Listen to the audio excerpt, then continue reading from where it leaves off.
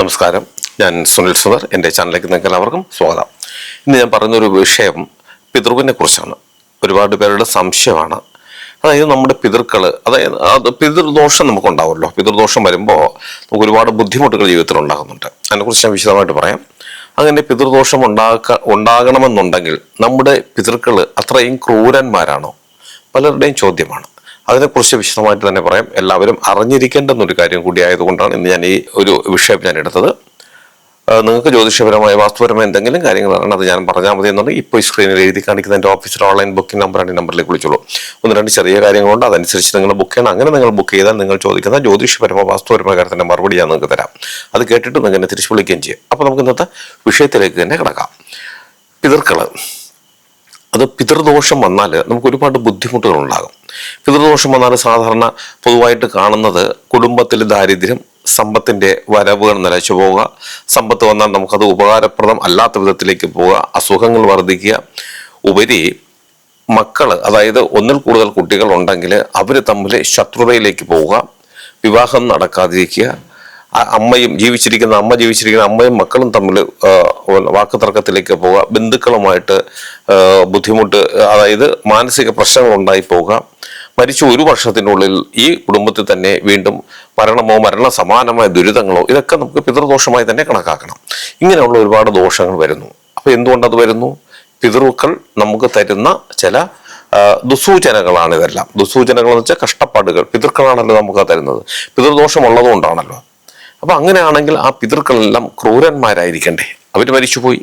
അപ്പൊ ജീവിച്ചിരിക്കുന്ന, നമുക്ക് സന്തോഷമായി ജീവിച്ചിരിക്കുന്ന നമ്മുടെ കുടുംബത്തിലേക്ക് ഇതുപോലുള്ള അടികലശങ്ങൾ ഉണ്ടാക്കുക, പരസ്പര വിരോധങ്ങൾ ഉണ്ടാക്കുക, സാമ്പത്തിക ബുദ്ധിമുട്ടുണ്ടായി നമുക്ക് ഭ്രാന്ത് പിടിപ്പിക്കുക, കടക്കാരനാക്കി മാറ്റുക, ഇങ്ങനെയൊക്കെ വന്നു കഴിയുമ്പോൾ അതെന്തായാലും നമ്മളെ സ്നേഹമുള്ള ഒരു ശക്തിക്കും, ജീവിച്ചിരുന്നാലും മരിച്ചാലും ശക്തിക്കും സാധിക്കില്ലല്ലോ.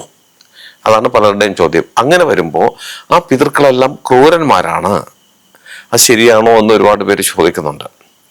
അപ്പോൾ അത് എന്തുകൊണ്ട് അങ്ങനെ ഒരു അവസ്ഥ വരുന്നു എന്ന് വെച്ചാൽ, പിതൃക്കൾ ആയതിന് ശേഷമാണെങ്കിൽ ഒരിക്കലും അവരിൽ നിന്നും നമുക്കൊരു ദോഷമുണ്ടാകില്ല. അപ്പൊ നമ്മൾ പിതൃദോഷം എന്ന് പറയുന്നെങ്കിൽ പോലും നമ്മൾ ഉദ്ദേശിക്കുന്ന ആ ശക്തികൾ, ഇപ്പൊ ഉദാഹരണത്തിന് അച്ഛൻ മരിച്ചു, അച്ഛൻ്റെ ആത്മാവ് നമുക്ക് ദോഷമായി നിൽക്കുന്നു, അതിന് നമ്മൾ പൊതുവെ പറയുന്ന ഒരു പേരാണ് പിതൃദോഷം എന്ന് പറയുന്നത്. അല്ലെങ്കിൽ അതിന് ശരിക്കും പ്രേതദോഷം എന്നാണ് പറയേണ്ടത്. കാരണം മരിച്ച് 365 ദിവസം കൊണ്ട് തർപ്പണങ്ങൾ നടത്തി കൊടുക്കുമ്പോൾ, ആ തർപ്പണത്തിനും പിതൃതർപ്പണം എന്നാണ് പറയുന്നത്, തർപ്പണങ്ങൾ നടത്തി കൊടുക്കുമ്പോൾ ആ ആത്മാവ് പിതൃവായി മാറുകയും അതിനുശേഷം നമുക്ക് അതിൽ നിന്ന് ഒരുപാട് ഗുണങ്ങൾ, ലാഭങ്ങൾ കിട്ടുകയും ചെയ്യും. അതിന് ഒരു സംശയവും വേണ്ട. ഒരുപാട് തെളിവുകളുണ്ട്. ഈ ഇരിക്കുന്ന ഞാൻ തന്നെയാണ് അതിന് നിങ്ങളുടെ മുന്നിലിരിക്കുന്ന ഏറ്റവും വലിയ തെളിവെന്ന് പറയുന്നത്. എനിക്ക് അങ്ങനെയാണ് എനിക്ക് എല്ലാ ഭാഗ്യങ്ങളും വന്നത് എൻ്റെ പിതൃക്കൾ തന്നതാണ്, അവർ വഴി വന്നതാണ്. അപ്പൊ പിതൃക്കളായി മാറിക്കഴിഞ്ഞാൽ അവരൊരിക്കലും നമുക്ക് ദോഷമായി വരുന്നില്ല. പിന്നെ ആരാണ് ദോഷം നമുക്ക് ചെയ്യുന്നത്? ഈ മരിച്ചു കഴിഞ്ഞാൽ, ദേഹിയും വിട്ടൊഴിഞ്ഞു കഴിഞ്ഞാൽ ദേഹം നമ്മൾ നശിപ്പിക്കുന്നു. കുഴിച്ചിടുകയോ, പെട്ടിക്കകത്ത് വെച്ച് കുഴിച്ചിടുകയോ, അഗ്നിക്കിരയാക്കുകയോ ഒക്കെ ചെയ്യുന്ന ചടങ്ങുകളാണ് നമ്മൾ എല്ലാവരും അനുഷ്ഠിച്ചു വരുന്നത്. അങ്ങനെ ചെയ്തു കഴിഞ്ഞാൽ പിന്നീട് ഒരു 365 ദിവസം ഈ ആത്മാവിനെ നമ്മൾ പൂർണ്ണതയിലേക്ക് എത്തിക്കുന്ന, അതായത് പിതൃവാക്കി മാറ്റുന്ന ചടങ്ങുകളാണ് ഈ 1 വർഷം കൊണ്ട് നമ്മൾ പൂർത്തീകരിക്കേണ്ടത്. അങ്ങനെ 1 വർഷം കഴിഞ്ഞ് ആ നമ്മൾ ചെയ്യുന്ന കർമ്മങ്ങൾ കൊണ്ട് ഈ ആത്മാവിന് മോക്ഷപ്രാപ്തി കിട്ടുമ്പോൾ അത് പിതൃ എന്നുള്ളൊരു വിഭാഗത്തിലേക്ക് കടക്കുന്നു. അപ്പൊ അതുവരെ മരിച്ചു കഴിഞ്ഞാൽ ഈ 365 ദിവസം കൊണ്ട് ഈ കർമ്മങ്ങൾ പൂർത്തിയാക്കി ഈ ആത്മാവിന് മോക്ഷപ്രാപ്തി കിട്ടുന്നത് വരെ ഈ ആത്മാവ് പ്രേതാത്മാവായി തന്നെ അന്തരീക്ഷത്തിൽ അലയും എന്നാണ് പറയുന്നത്. അങ്ങനെ അലയുന്ന ആത്മാക്കളാണ് നമുക്ക് ദോഷങ്ങൾ തരുന്നത്, അല്ലാതെ പിതൃവല്ല.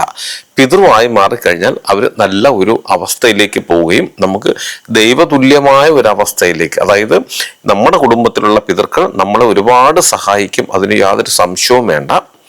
നമ്മൾ ദൈവത്തിങ്കൽ ഒരു പ്രാർത്ഥന വെച്ചാൽ പോലും അത് ഭഗവാന്റെ മുന്നിൽ എത്തിക്കുന്നത് പോലും പിതൃക്കളാണെന്നാണ് പറയുന്നതിൽ അതാണ് പരമമായ സത്യം.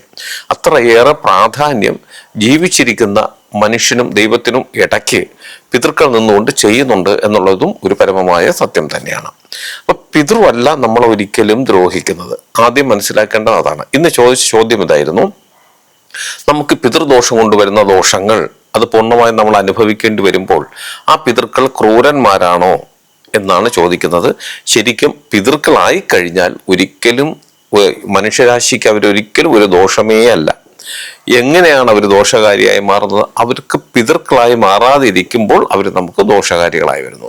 അത് മിക്കവാറും ഈ ഒരു വർഷത്തിനുള്ളിൽ മരിച്ച് ഒരു വർഷത്തിനുള്ളിൽ ഒരു ആത്മാക്കളും മിക്കവാറും കുടുംബങ്ങളിലും ദോഷങ്ങൾ ഉണ്ടാക്കാറില്ല.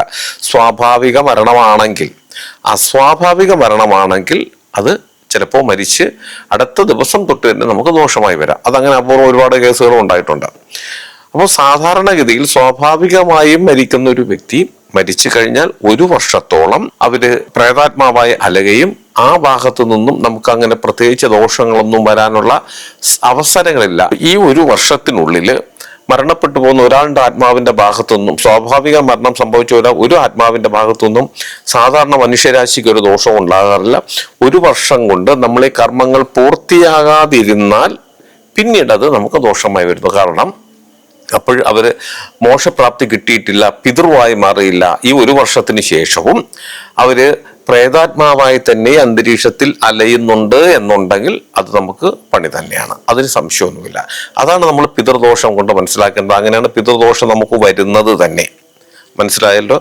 മരിച്ചു കഴിഞ്ഞാൽ കൃത്യമായിട്ടുള്ള ബലിതർപ്പണങ്ങൾ, പിതൃതർപ്പണങ്ങൾ കൃത്യമായി ചെയ്തു കൊടുത്തു കഴിഞ്ഞാൽ ആ ഒരു വർഷം നമുക്ക് യാതൊരു ദോഷവും ഉണ്ടാവില്ല. എന്നുപരി ആ ഒരു വർഷത്തിന് ശേഷം ഇത് പിതൃവായി മാറിക്കഴിഞ്ഞാൽ നമ്മൾ നമ്മുടെ കർമ്മങ്ങൾ കൊണ്ട് അവരെ പിതൃവാക്കി മാറ്റിക്കഴിഞ്ഞാൽ ഒരുപാട് നമുക്ക് ലാഭങ്ങൾ, ഭാഗ്യങ്ങൾ കിട്ടാറുണ്ട്. കാരണം ഒരുപാട് വളരെ മോശമായ അവസ്ഥയിൽ ജീവിച്ചിരിക്കുകയും സാമ്പത്തികമായിട്ട് ഒന്നുമില്ലാതിരിക്കുകയും കയറിക്കിടക്കാൻ പോലും ഒരു സ്ഥലമില്ലാതിരിക്കുകയും ചെയ്തിരുന്ന പല വ്യക്തികളും ഈ പിതൃവിനെ തൃപ്തിപ്പെടുത്തിയതിന് ശേഷം ഒരുപാട് നന്മകൾ ഉണ്ടായിട്ടുണ്ട്. അതിനൊരു ജീവിച്ചിരിക്കുന്ന ഒരു ഉദാഹരണം ഞാൻ തന്നെയാണ്. പിതൃതർപ്പണങ്ങൾ ചെയ്യുന്നത് കൊണ്ട് നമുക്ക് എപ്പോഴും നമുക്ക് ഭാഗ്യങ്ങൾ മാത്രമേ കിട്ടുകയുള്ളൂ. ഒരിക്കലും ഒരു പിതൃവും നമ്മളെ ഉപദ്രവിക്കാറില്ല. അതായത് നമ്മുടെ കുടുംബത്തിൽ ഒരാൾ മരിച്ചു പോയാൽ അദ്ദേഹത്തിനെ പിതൃവാക്കി മാറ്റുന്ന കർമ്മങ്ങൾ കൃത്യമായി നമ്മൾ പൂർത്തീകരിച്ചു കൊണ്ടിരുന്നാൽ ഒരിക്കലും ഒരാത്മാക്കളും നമുക്ക് ദോഷം ചെയ്യില്ല. പക്ഷെ നമ്മൾ ആ തർപ്പണങ്ങളൊന്നും ചെയ്യാതെ എങ്ങനെയെങ്കിലുമൊക്കെ കാട്ടിക്കൂട്ടി വല്ലതും ചെയ്യാൻ നോക്കിയാൽ അതൊന്നും നമുക്കത് വിജയത്തിലേക്ക് എത്തിക്കാൻ സാധിക്കുകയില്ല.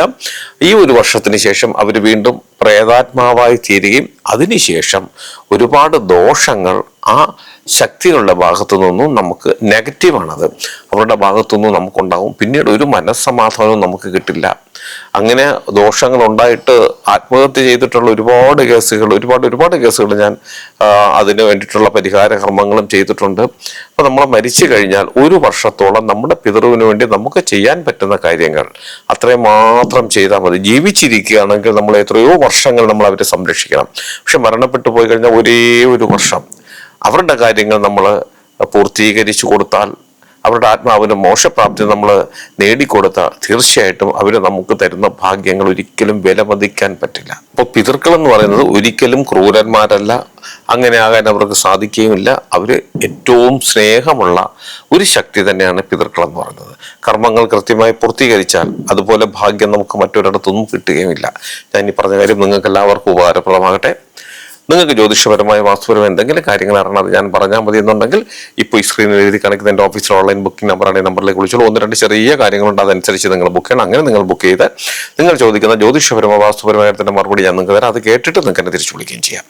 അതുപോലെ നിങ്ങളുടെ വീടിനോ നിങ്ങളുടെ ഭൂമിക്കോ വാസ്തുദോഷമോ ഭൂമിദോഷമോ എന്തെങ്കിലും വിധത്തിലുള്ള പ്രേതബാധ ദോഷങ്ങൾ എന്തെങ്കിലും ഉണ്ട്, അത് നിങ്ങൾക്ക് ബുദ്ധിമുട്ടാകുന്നു, അത് ഞാൻ അവിടെ വന്ന് നേരിട്ട് വന്ന് കണ്ട് പരിശോധിച്ച് പരിഹരിക്കണമെന്നുണ്ടെങ്കിൽ നിങ്ങൾ ഈ നമ്പറിലാണ് വിളിക്കേണ്ടത്.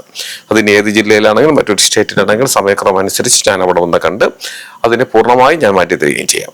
അതുപോലെ എന്നെ നേരിട്ട് കാണാൻ ഒരുപാട് പേര് വരുന്നുണ്ട്. വരേണ്ടതും തിരുവനന്തപുരം ജില്ലയിലാണ് ഞാനുള്ളത്. അവിടെ വരുന്നവരും ഈ നമ്പർ വിളിച്ച് ബുക്ക് ചെയ്തതിന് ശേഷം മാത്രം വരാൻ ശ്രമിക്കുക. ഇതിൻ്റെ ഓഫീസിൽ ഓൺലൈൻ ബുക്കിംഗ് നമ്പറാണ്. ഇത് രാവിലെ 10 മുതൽ വൈകുന്നേരം 5:30 മണി വരെ നിങ്ങൾക്ക് ഈ നമ്പറിൽ വിളിച്ച് ബുക്ക് ചെയ്യാവുന്നതാണ്. നിങ്ങൾ എൻ്റെ ചാനൽ സ്ഥിരമായിട്ടൊന്ന് കാണാം, സബ്സ്ക്രൈബ് ചെയ്യാനും എനിക്ക് വേണ്ടുന്ന എല്ലാവിധ പ്രോത്സാഹനം തരികയും വേണം. നിങ്ങൾക്കും നിങ്ങളുടെ കുടുംബത്തിലെ ഓരോ അംഗത്തിനും എല്ലാവിധ ഐശ്വര്യങ്ങളും സന്തോഷവും സമാധാനവും ദീർഘായുസ്സും ഈശ്വരൻ തരട്ടെ എന്ന് ആത്മാർത്ഥമായി പ്രാർത്ഥിച്ചുകൊണ്ട് തൽക്കാലം നിർത്തുന്നു. അടുത്ത ഒരു വീഡിയോയുമായി കാണുന്നവരെ എല്ലാവർക്കും നന്ദി, നമസ്കാരം.